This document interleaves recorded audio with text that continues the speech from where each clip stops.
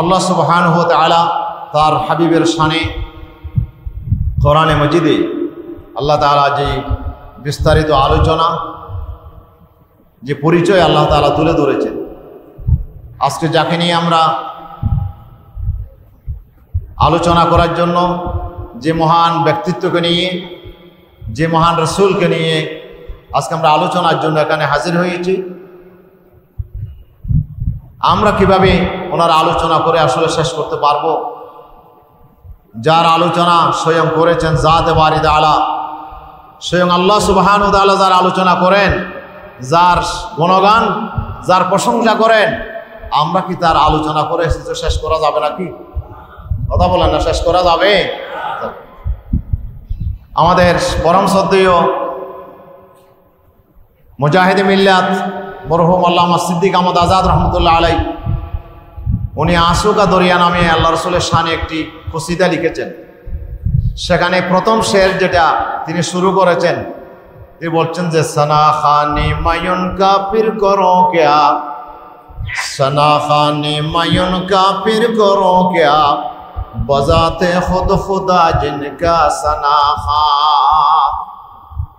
আমি ওই মহান জাতের পরিচয় কেমনে তুলে ধরবো, তার প্রশংসা কিভাবে করব, যার প্রশংসা করেছেন আকাশ আর জমিনের যিনি মালিক, কুল কায়নাতের যিনি স্রষ্টা, আরশ আজিমের যিনি মালিক আল্লাহ সুবহানাহু ওয়া তাআলা, যার প্রশংসা করেন, আমি সিদ্দিক আজাদ তার কি প্রশংসা করতে পারবো?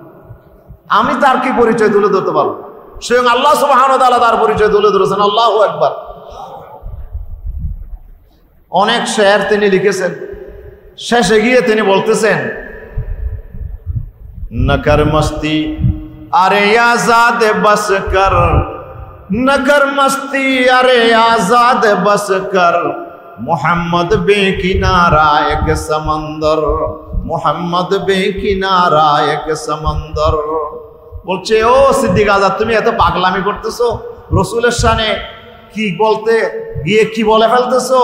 নকর মস্তি আর পাগলামি করিস না, আজাদ তো বস কর, তুমি একটু থামো, বেশি আর আলোচনা করিস না, তোমার দ্বারা এটা সম্ভব না।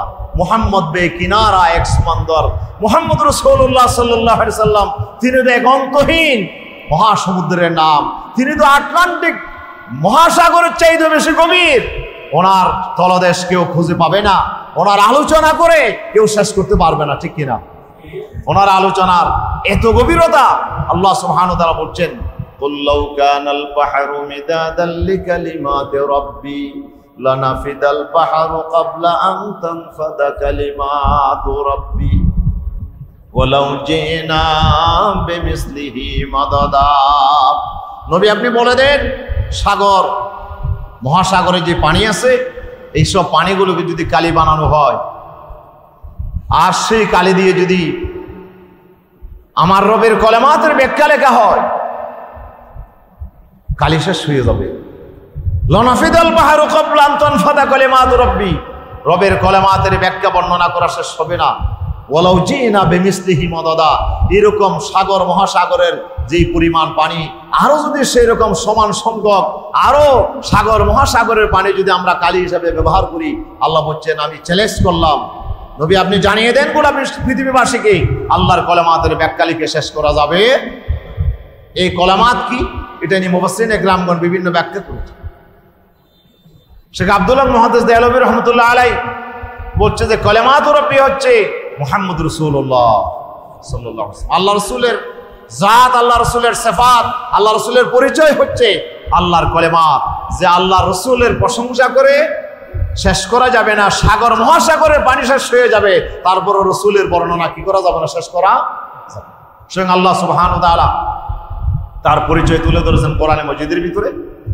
আল্লাহ সুবহানাহু ওয়া তাআলা কোরআনের প্রতিটি পৃষ্ঠায় পৃষ্ঠায়, প্রতিটি লাইনে লাইনে, গোটা কোরআন মজিদেই যদি আমরা পড়ি, কোরআনের শুরু থেকে শেষ পর্যন্ত পুরাটাই হচ্ছে আমার রাসূলের বর্ণনা আর বর্ণনা। সুবহানাল্লাহ বলেন না?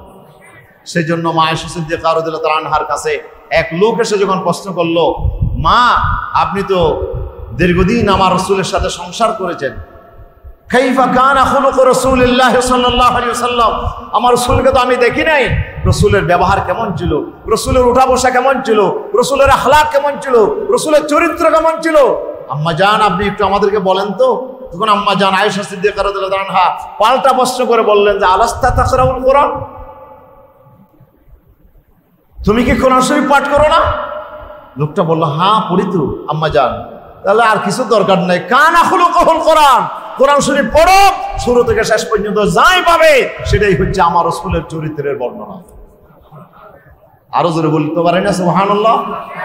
পুরা কোরআন শরীফটাই হচ্ছে নবীর চরিত্রের বর্ণনা, নবীর পরিচয় তুলে ধরা হয়েছে। নবী কেমন ছিল, নবী কি কাজ করেছেন, নবীর আখলাক কিরকম, নবীর মর্যাদা কিরকম, নবীর সিফাত কিরকম, নবীর আগাগোড়ায় পরিচয় তুলে ধরার জন্য আল্লাহ 30 পারা কোরআন জমিনে নাজিল করেছেন। আল্লাহু আকবার।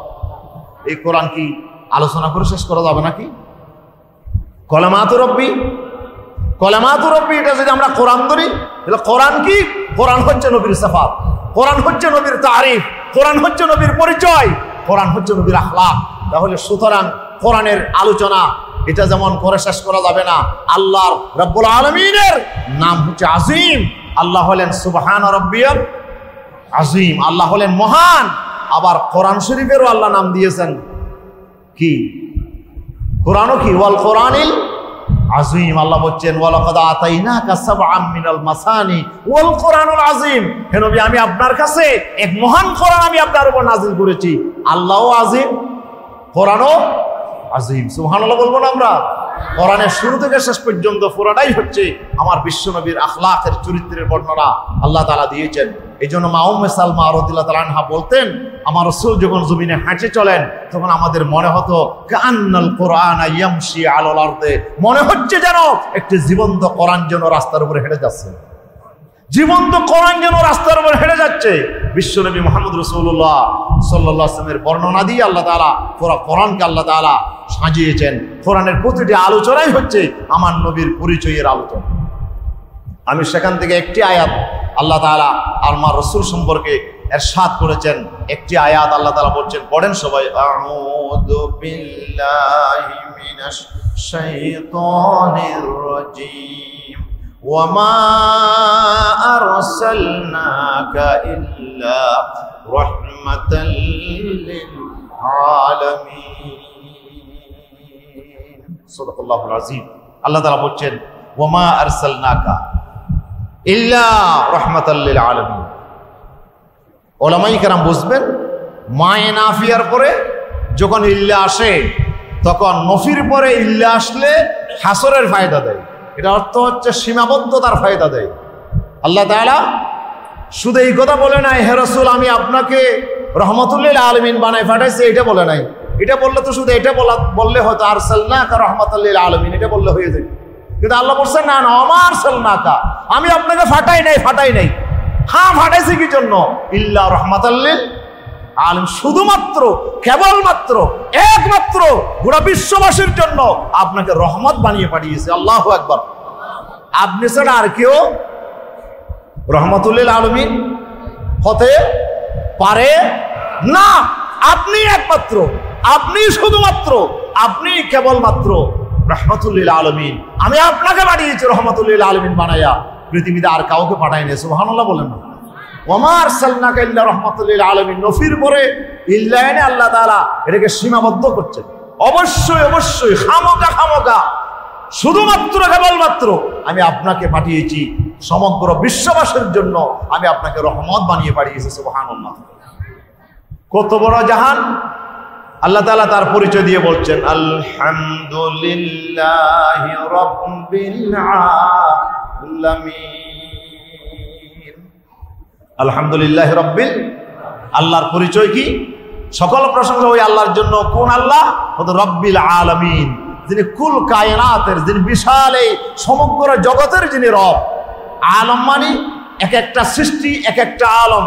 তাহলে আল্লাহ বলছে আলামিন, অসংখ্য সৃষ্টি, অসংখ্য মখলুকাত। কত মখলুকাত আছে পৃথিবীতে? যত সৃষ্টি আছে ততটাই আলম। যে আলমের সীমা সংখ্যা পৃথিবীর মানুষ এখনো জানে না। সুবহানাল্লাহ। সূরা ইয়াসিন আল্লাহ তাআলা বলছেন সুবহানাল্লাযী খালাকাল আজওয়াজা কুল্লাহা মিম্মা তুনবিতুল আরদু ওয়া মিন আনফুসিহিম ওয়া মিম্মা লা ইয়ালামুন। আল্লাহ তাআলা বলছেন পবিত্র ওই সত্তা যিনি সব সৃষ্টিগুলোকে জোড়াই জোড়াই তৈরি করেছেন। সুবহানাল্লাহ বলবেন না? সব সৃষ্টিগুলো কি জোড়া জোড়া। খলাকাল আজওয়াজা কুল্লাহা মিম্মা তুনবিতুল আরদ, জমিন থেকে যা উৎপাদিত হয় এই গাছপালা সেখানেও জোড়া আছে, সেখানেও কি আছে? এই যে গাছের ফুল পড়ে ফুলের মধ্যেও জোড়া আছে, সেখানেও পুরুষ আর মহিলা আছে। সুবহানাল্লাহ বলেন না? এই যে ফুলের কলি পড়ে এখানেও আপনার পুরুষ মহিলা আছে। আল্লাহ তাআলা বাতাসের মাধ্যমে পুরুষ আর মহিলার ভিতরে যখন মিলন ঘটায় তখনও সেখানে ফল ধরে, তখনও সেখানে একটা এই কলির ভিতরে আপনার একটা ফ্রুট আমরা পাই। এই যে মিলন, এই যে আপনার জোড়া, আল্লাহ বলছে মিম্মা তুনবিতুল আরদ, জমিন থেকে যে উৎপাদন হয় এই উৎপাদনেও জোড়া আছে। ওয়া মিন আনফুসিহিম, মানুষের নিজেদের ভিতরে আমি জোড়া করে বানাইছি, মানুষকে আমি জোড়া করে তৈরি করছি, সব সৃষ্টিগুলোকে জোড়া করেছে। ওয়া মিম্মা লা ইয়ালামুন, মানুষেরা জানে না এরকম হাজারো লাখো সৃষ্টি আমি আল্লাহ তাআলার আছে। সুবহানাল্লাহ বলবেন না? এই আয়াতের তাফসিরে আল্লামা মুকাদ্দার রহমাতুল্লাহর একটা উক্তি এনেছেন। উনি বলছে আল্লাহ তাআলার ৮০,০০০ মখলুকাত আছে। কত হাজার? আমরা তো জানি ১৮,০০০ মখলুকাত। মুকাদ্দার রহমাতুল্লাহ বলছে যে ৮০,০০০ মখলুকাত আছে, কিন্তু আল্লাহ বলতেছে না ওয়া মিম্মা লা ইয়ালামুন, মানুষ জানে না। এখন কম্পিউটারের যুগে, এখন মানুষের যে জ্ঞান, আল্লাহ বলছে আমি চ্যালেঞ্জ করলাম, মানুষের পক্ষে জানা সম্ভব নয়, আমি এরকম হাজারো লাখো সৃষ্টি আমি আল্লাহ তাআলা তৈরি করছি। সুবহানাল্লাহ বলবেন না? এই সব সৃষ্টিগুলো আল্লাহ তাআলার কায়নাত।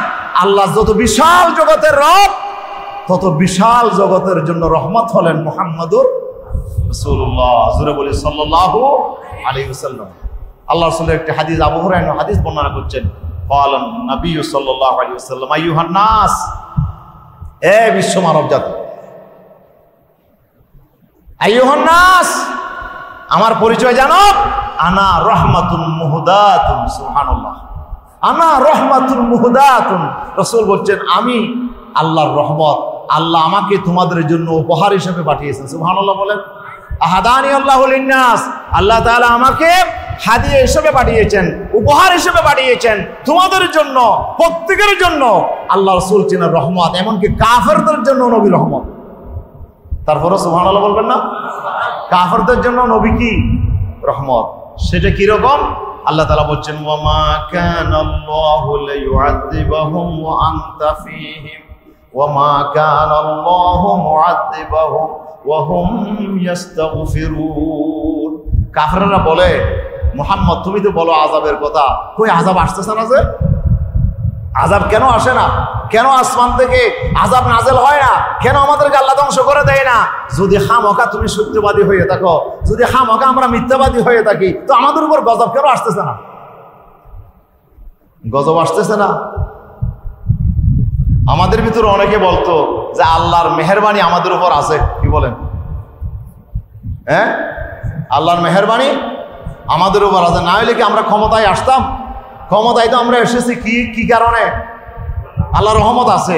নিজেদেরকে দাবি করতো যে আমরাই হাঁটি। যদি আমরা খামকা যদি ভুল হতে থাকতাম, তো আমাদের উপর গজব আসতেছে না কেন? ওই আমরা তো সঠিক অবস্থায় আছি। এটা সবাই দাবি করে, কাফেররাও দাবি করছে যে আমরা যদি মুহাম্মদ, আমরা তো ধর্ম পালন করছি, আমরা তো বাপদাদার ধর্মের মধ্যে আমরা আছি, আমরা হজ করি, আমরা মেহমানদারি করি, আমরা আল্লাহর ঘরে সেবা যত্ন করি, আমাদের মতো ধার্মিক আর কি আছে? তুমি তো আমাদের দেশদ্রোহী, তুমি আমাদের স্বাধীনতা বিরোধী, তুমি আমাদের সকলের, আমাদের বাপদাদার ধর্মের ভিতরে একটা ফাটল সৃষ্টি করেছো, ভাইয়ে ভাইয়ে ঝগড়া লাগাই দিছো, তোমার মতো অশান্তি সৃষ্টিকারী মক্কার জমিন আর কেউ নাই, সুতরাং আমরাই হকের উপরে। কেন? যদি আমরা মিথ্যার উপর থাকতাম, অবশ্যই আমাদের উপর কিছু না কিছু বিপদ। কাফেররা দাবি করতেছে বিপদ কেন আসতেছে না? আতা আমরুল্লাহি ফালা ইস্তাজিলুন। আল্লাহ বলছে আল্লাহর হুকুম আসতেছে, বেশি দেরি করে তাড়াহুড়া করে লাভ নাই। তাড়াহুড়া বেশি করিও না। 5 বছর 10 বছর এটা আল্লাহর জন্য কোনো বিষয় নয়। সুবহানাল্লাহ বলেন না? আল্লাহর জন্য কোনো বিষয় নয়। 15 বছর 20 বছর 100 বছর এটা আল্লাহর জন্য কোনো বিষয় না। আল্লাহ বলছে বেশি তাড়াহুড়া করিও না। গজব কিন্তু এখানে কোন জালেম পৃথিবীতে জুলুম করে, অন্যায় করে, আল্লাহর দ্বীনের বিরুদ্ধে বিদ্রোহ করে পৃথিবীর কোন জালেম এ পর্যন্ত রেহাই পায় নাই। আল্লাহর পাকড়াও থেকে কেউ বাঁচতে পারে নাই। আল্লাহর পাকড়াও সবার জন্য আছে নাকি নাই? আল্লাহ ছেড়ে দেন কিন্তু ছাড় দেয় না। এটা আল্লাহ তাআলার ইতিহাস, আল্লাহ তাআলার সুন্নাহ। ওয়ালান তাজিদা লিসুন্নাতিল্লাহি তাবদীলা ওয়ালান তাজিদা লিসুন্নাতিল্লাহি তাহওয়িলা। আল্লাহর এই সুন্নতের কোনো পরিবর্তন তুমি পাবে না, পাবে না, পাবে না। ঠিক কি না? আল্লাহর শাস্তি মায়ের আছে না নাই? কথা বলেন। আল্লাহ তাআলা বলছেন ওয়া উমলি লাহুম ইন্না কাইদি মাতিন সানাস্তাদরিজুহুম মিন হাইসু লা ইয়ালামুন। আমি জালিমদেরকে একটু সময় দিই, একটু সুযোগ দিই, তারা যেন ইসলাহ হতে পারে, তারা যেন তওবা করে ফিরে আসতে পারে, এই জন্য একটু সময় দিই। আল্লাহু আকবার। আল্লাহ তাআলা বলছেন ইন্নাল্লাযীনা ফাতানুল মুমিনিনা ওয়াল মুমিনাত সুম্মা লাম ইয়াতুবু ফালাহুম আযাবু জাহান্নাম ওয়া লাহুম আযাবুল হারিক। আল্লাহ তাআলা বলছেন নিশ্চয় যারা ঈমানদার নরনারীকে, ঈমানদার পুরুষ আর ঈমানদার মহিলাদেরকে যারা বিভিন্ন ধরনের টর্চার করতেছো, বিভিন্ন ধরনের নির্যাতন করতেছো, ফতানু বিভিন্ন ধরনের বিপদ আপদে তাদেরকে আক্রান্ত করছো, তোমরা যারা ঈমানদারদেরকে তোমরা বিভিন্ন প্রকারের টর্চার করছো, টর্চার সেল করেছো, আইনাঘর করেছো, সভ্যতার ইতিহাসের কলঙ্ক।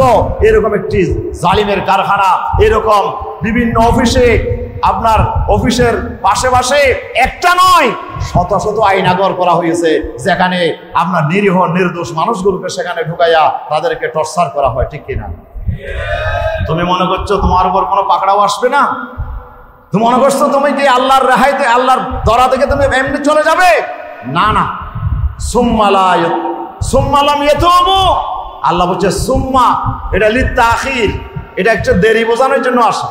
আল্লাহ বলছে যারা ঈমানদারদেরকে টর্চার করতেছো, জুলুম করতেছো, নির্যাতন করতেছো, আমি তাড়াতাড়ি তোমাদেরকে পাকড়াও করতেছি না। কেন জানো? একটু তওবা করার সুযোগ দিয়েছি, বুঝে ফিরে আসো। এখনো সময় আছে, এখনো সময় আছে, ফিরে আসো। যদি ফিরে না আসো, আল্লাহর আকাশ থেকে, আসমান থেকে তোমাদের জন্য ডাইরেক্ট গজব নাজিল হবে। ঠিক কিনা? গজব কোথা থেকে আসবে? নোটিশ দিয়ে আসবে।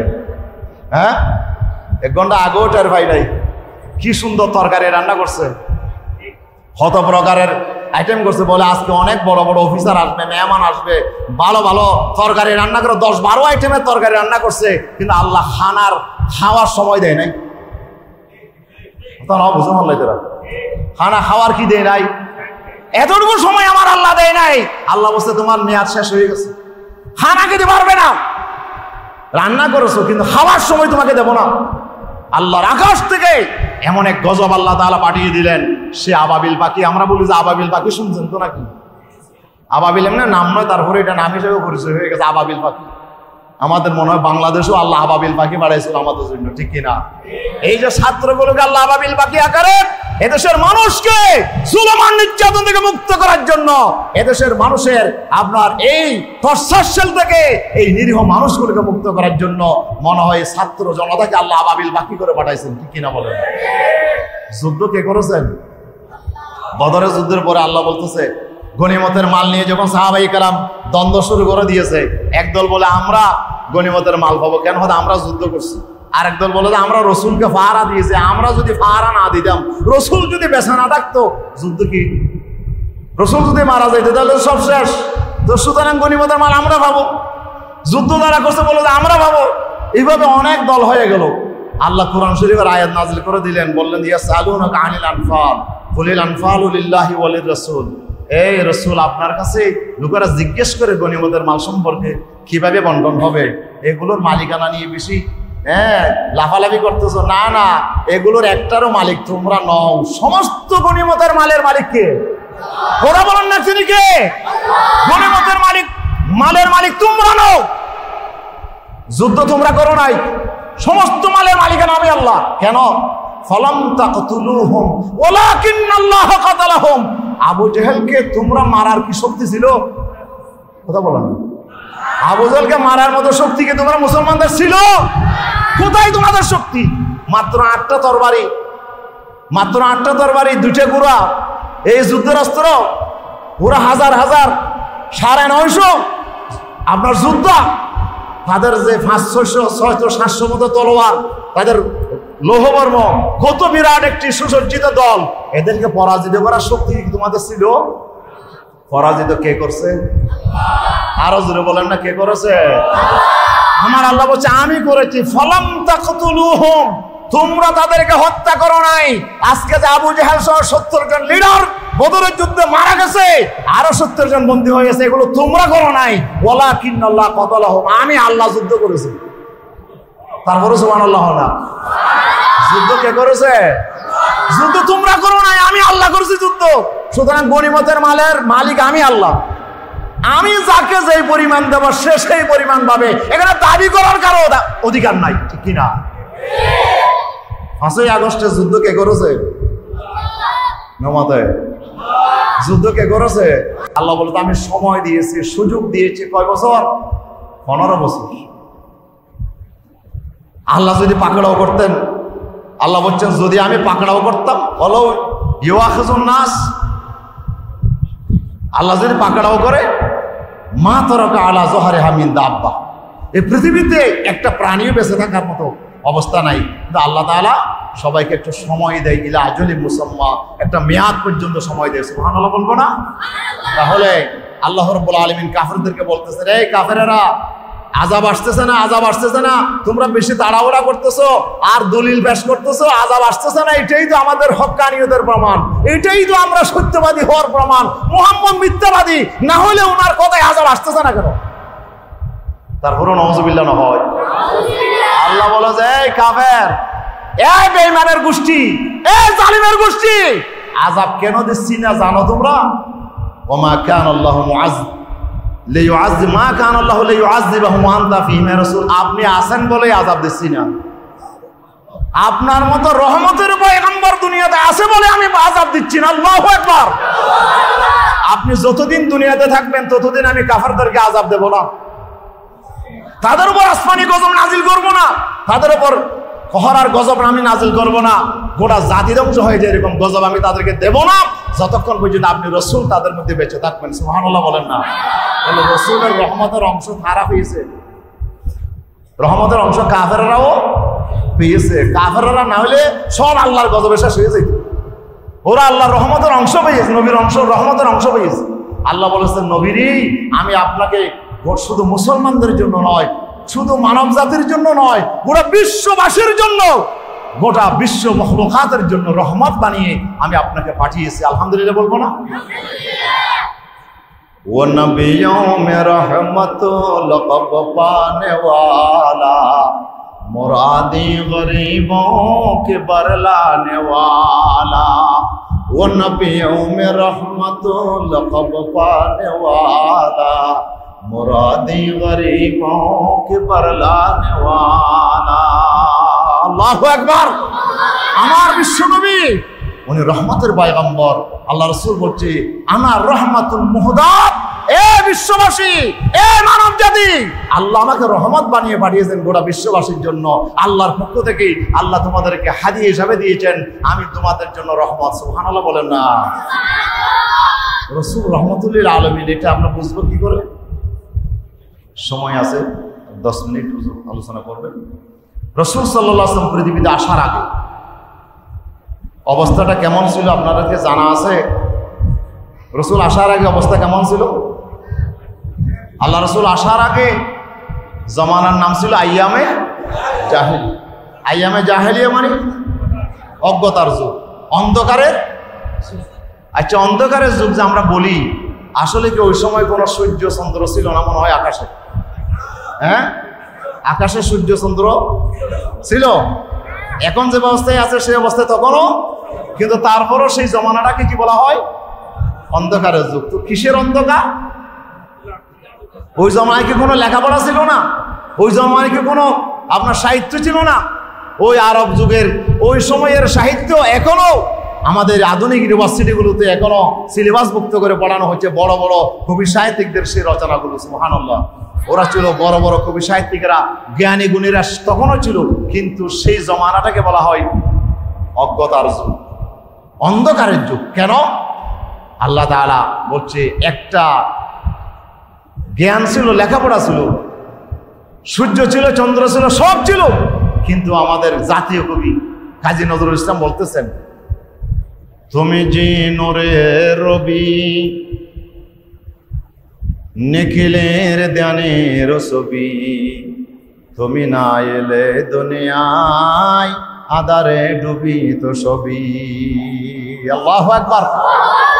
চাঁদ সরোজ আকাশে আসে, সে আলোয় হৃদয় না হাসে, এলে তাই হে নবরবি মানবের মনের আকাশে, এলে তাই হে নবরবি মানবের মনের আকাশে। আল্লাহু আকবার। জাতীয় কবি, আমাদের বিদ্রোহী কবি কাজী নজরুল ইসলাম বলতেছে, হে রাসূল আপনি হলেন নূরের রবি, নূরের সূর্য। আল্লাহু আকবার। আপনি হলেন বিশাল এক আলোকবর্তিকা।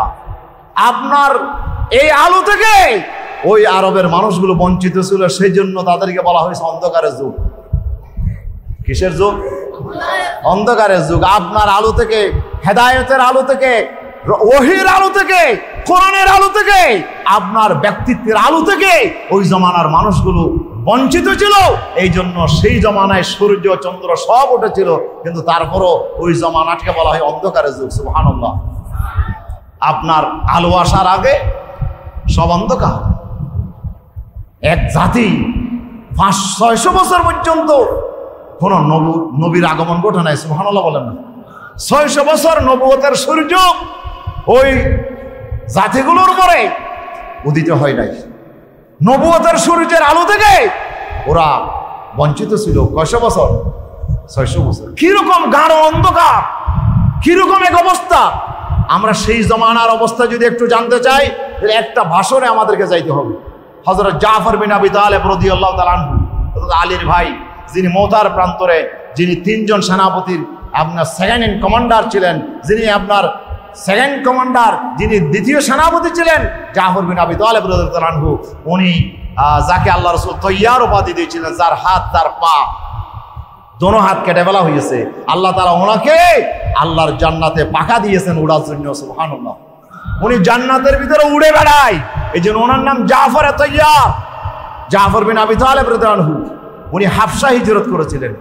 মক্কার জুলুম আর নির্যাতন, আবু জাহেলের বাহিনী যখন জুলুম আর নির্যাতন মুসলমানদের উপর শুরু করেছে, মুসলমানরা নিরুপায় হয়ে আল্লাহ নবী তাদেরকে পরামর্শ দিলেন, যাও আফ্রিকাতে, শুধু ইথিওপিয়াতে লোহিত সাগরের ওই পাড়ে একটা রাষ্ট্র আছে, ওখানে শাসন করে একজন ন্যায় বিচারক, একজন রাজা, একজন বাদশা সেখানে আছে, তার নাম নজ্জাশী। তার নাম কি?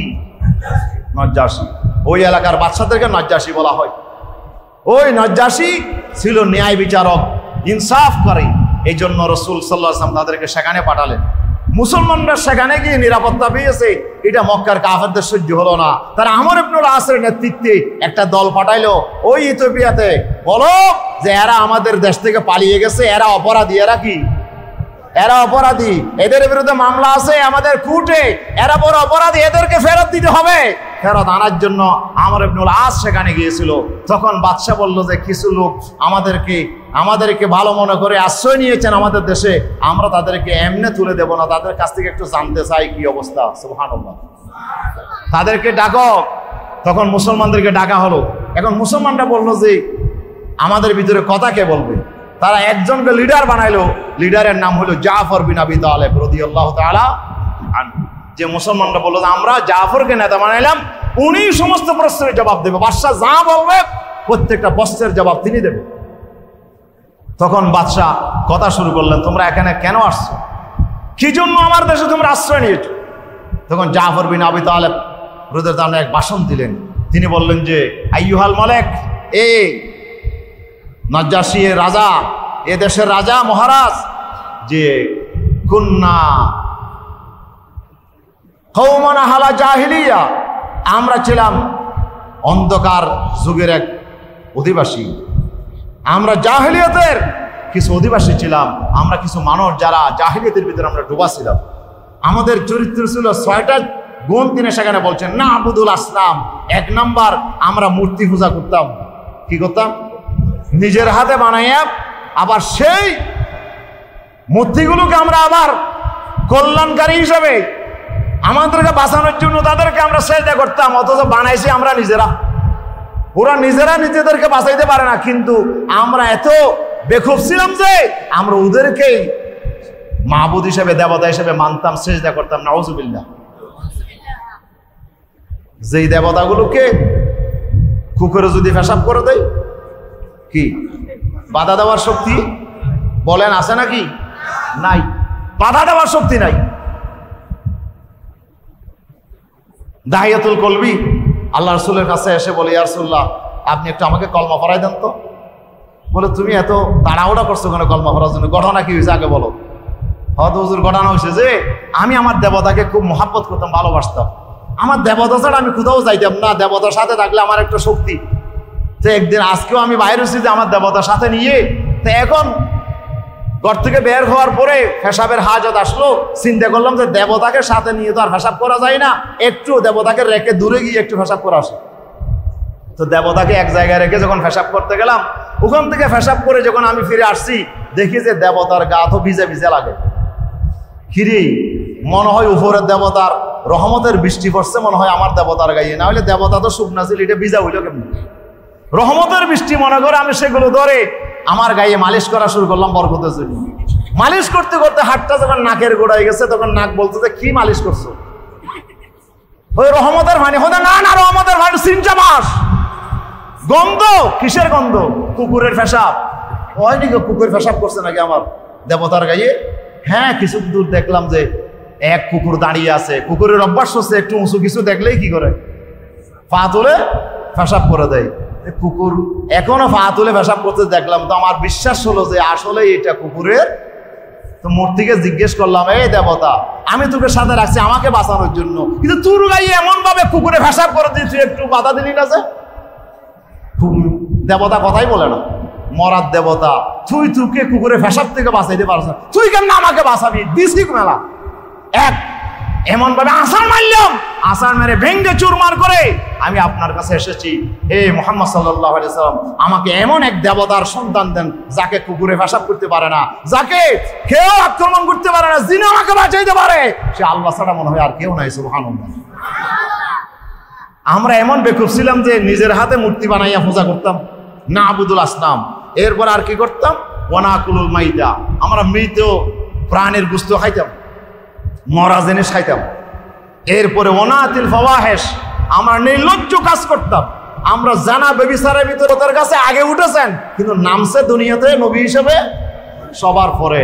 যাক, আমার রাসূল সাল্লাল্লাহু আলাইহি ওয়াসাল্লামকে আল্লাহ পাঠালেন এই মজলুম মানুষগুলোকে মুক্তি দেওয়ার জন্য। আমার রাসূলের 23 বছরের নবুয়তি জিন্দেগি হচ্ছে মজলুম মানুষের মুখে হাসি ফোটানোর জন্য। আমার নবী এক আন্দোলন আমার নবী গ্রহ করেছেন, এক আন্দোলন তিনি আপনার পরিচালনা করেছেন, এমন একটা বিপ্লব তিনি করেছেন, আরবের সেই জাহেলি সমাজকে পরিবর্তন করে একটি ইসলামী সমাজ আমার নবী কায়েম করেছেন, ঠিক কিনা? সেই সমাজ কায়েম করার জন্য রসুল এসেছিলেন। আজকের এই 12 তারিখ আমরা যে বলছি রসুল এসেছেন, রসুল কেন আসলেন? রসুল পৃথিবীতে আসছেন রহমাতুল্লিল সমগ্র বিশ্ব মানব জাতিকে, বিশ্ব জাহানকে একটি রহমত দেওয়ার জন্য, গোটা বিশ্ববাসীকে জুলুম থেকে মুক্তি দেওয়ার জন্য, আমার রাসূল ইনসাফ কায়েম করার জন্য পৃথিবীতে এসেছিলেন নবী মুহাম্মদ রাসূলুল্লাহ সাল্লাল্লাহু আলাইহি ওয়াসাল্লাম। কথা শেষ। রাসূল সাল্লাল্লাহু আলাইহি ওয়াসাল্লাম মা আমেনার বাড়িতে, মা আমেনার গর্ভে জন্মগ্রহণ করলো। নবী মার দুধ খাই নাই, আমার নবী খেয়েছেন মা হালিমাতুস সাদিয়া রাদিয়াল্লাহু আনহার দুধ। হালিমাতুর সাদিয়ার কাছে একটা দুধ খাইতেন, আর একটা দুধ খাইতেন না। ডান সাইডের দুধটা খেতেন, আর বাম সাইডের দুধটা নবী খেতেন না। কেন খেতেন না? নবী আরেকটা দুধ রেখে দিতেন ওনার দুধু ভাইয়ের জন্য। সুবহানাল্লাহ। যে মা, আপনার দুধে আমার দুধু ভাইও শরীক আছে, আমি যদি দুটোটা স্তনের দুধ আমি একাই খেয়ে ফেলি, তাহলে আমার দুধু ভাই তো না খেয়ে মারা যাবে। আমাকে তো আল্লাহ ইনসাফ প্রতিষ্ঠার জন্য, জালেমের হাত থেকে মানুষকে মুক্ত করার জন্য আমাকে আল্লাহ পাঠিয়েছেন। আমি বিশ্বনবী শিশু অবস্থায়ও কেমনে আরেকজনের হক নষ্ট করবো? সুবহানাল্লাহ। এই জন্য আমার বিশ্বনবী দুনিয়াতে 23 বছরের নবুয়তি জিন্দেগির মাধ্যমে এমন এক বিপ্লব করেছেন, যে বিপ্লবে গোটা বিশ্ববাসীকে আমার নবী মুক্তি দিয়েছেন। মক্কা বিজয়ের মাধ্যমে সেদিন ইসলাম পরিপূর্ণভাবে আরবের জমিনে কায়েম হয়েছিল। আমার নবী শান্তি আর আপনার নিরাপত্তা দিয়ে একটি রাষ্ট্র কায়েম করেছিলেন, যেই রাষ্ট্রে সবাই নিরাপদ ছিল। আলহামদুলিল্লাহ। আসুন আমরা আজকের এই আলোচনা থেকে সিদ্ধান্ত গ্রহণ করি, আমাদের বাংলাদেশেও আজকের সেই জাহেলিয়াতের চাইতে কঠিন জাহেলিয়াত বাংলাদেশের জমিনে চলতেছে, ঠিক কিনা? এই জাহেলিয়াতকে দূর করার জন্য একটা মাত্র সূর্য দরকার, সেই সূর্য হচ্ছে নবী মুহাম্মদ রাসূলুল্লাহ সাল্লাল্লাহু আলাইহি ওয়াসাল্লাম। কোন আদর্শ দিয়ে পারা যাবে না, আমার নবীর আদর্শের দিকে আমাকে ফিরে যাইতে হবে।